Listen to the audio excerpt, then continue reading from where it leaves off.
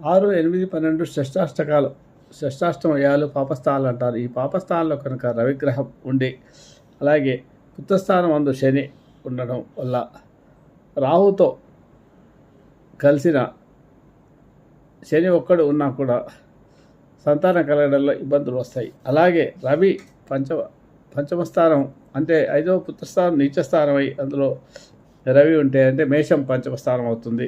శని నవాంశలో నుండి చతుర్థ షష్టమందు పాపగ్రహ సంబంధం ఉన్న సంతాన నష్టం కలుగుతుంది.